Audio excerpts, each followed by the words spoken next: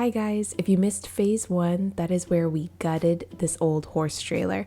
We are doing a makeover on a mobile bar conversion.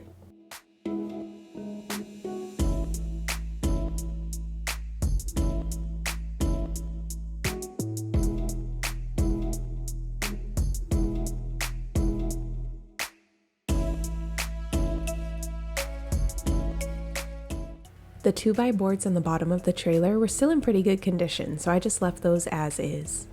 I'm going to attach OSB sheathing to these 2x boards for the new subfloor. As you saw, I measured from front to back on the trailer, and that is the length that I need to cut this sheathing board down to. I used my Craig track saw to do that. I need to make notches on the left, the right, and the center where this pole is. So you see it's about 29 inches to 30.5 inches. I just measure that on this sheathing board so that I know where to cut with my jigsaw.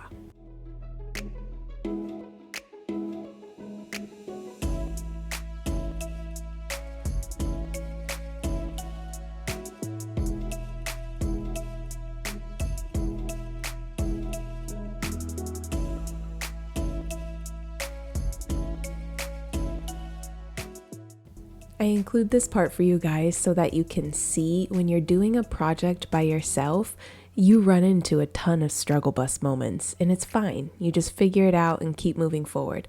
I've found through conversation that a lot of people seem intimidated by DIY because they don't feel like they can do it themselves. They don't have anyone to help them with the project, but that's okay. You can tackle all of these things by yourself. Of course, ask for help when you need to, but most things you can do totally solo. Since I'm attaching the OSB to the 2x boards beneath, I'm just using wood screws. Probably not the right size, but it's fine.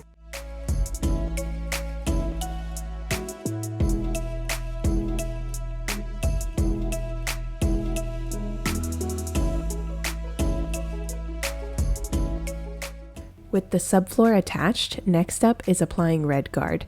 This applies just like paint, and it acts as a moisture barrier to waterproof your floors. My saint of a neighbor told me about this. I had never worked with this product before. I assumed it was like DAP, you know, the wood filler. You apply it, it's pink. When it dries, it's a different color. Not at all. This still dries very bright pink. So for me, it doesn't matter. I'm covering up these walls, but if for your project it matters, don't be as sloppy as I was. I applied 2 coats total. Next up is adding back in the wood studs. The metal frames on this horse trailer are the same size as a 2x2, so I didn't need to mill those down at all. Okay, self-drilling wood to metal screws. They're amazing, but they took some getting used to. I had never worked with metal prior to this horse trailer, so when I drilled through the stud, it was so hard to drill into the metal frame. This was the method that I found worked best for me. So I pre-drill a hole, hold it with my hand to kind of align the screw into the wood, and once you feel it touch the metal, then just use all your might to shove the screw into the metal. Once I knew what to expect, drilling was easy from that point forward. It's really just getting the screw through the metal is the difficult part, but once you're done, it's smooth sailing. So the vertical studs, I just used regular pocket holes. One of the major things I was advised for this build was to be careful with weight distribution, that it didn't need to be an exact science, but at least be mindful that you're not putting all the heavy stuff on one side. So since this side of the horse trailer is going to have the bar countertop and the cabana top, I wanted to keep it light with 1/4-inch plywood to cover the wall. The opposing side, I'll use 1/2-inch plywood since not too much is happening over there. But it works out perfect because I'm doing a herringbone design, so that gives me a little bit more material to nail into. This part was super easy, just cutting those sheets of plywood down with my track saw and using wood screws going directly into those studs.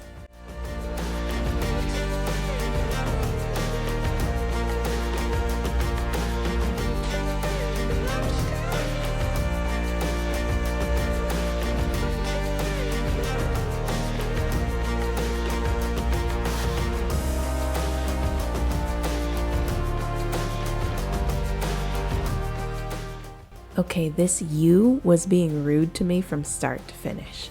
First, I ran out of material, so I'm using scrap for the studs on this wall. Second, on the opposite side is a storage compartment, so it's the thinnest sheet of metal. There's really nothing to screw into, so I had to get creative with how to actually attach the studs.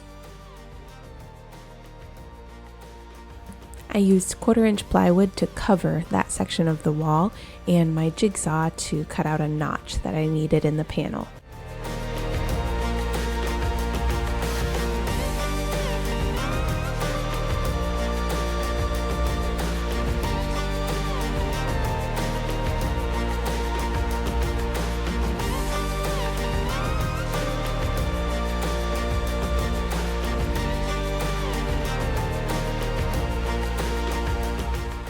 Alright, so accommodating the arch that's in the U and the cutout for the windows and the frames, just the entire shape that's happening back there is well beyond my skill level.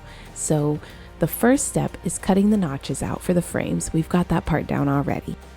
To accommodate the arch and the windows, I stared at that for decades, trying to think of the best plan, and I finally hit the point where I just needed to do something. I had no idea if it was going to work, but I just needed to keep moving.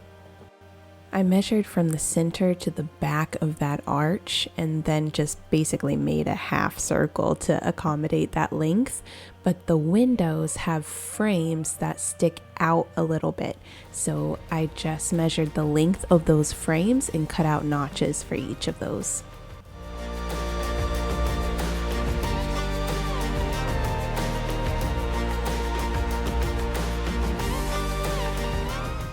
With all of those shenanigans accommodated for, we hit a good enough. Subscribe and check back for phase 3, where I add in the accent wall and a cabinet for ice.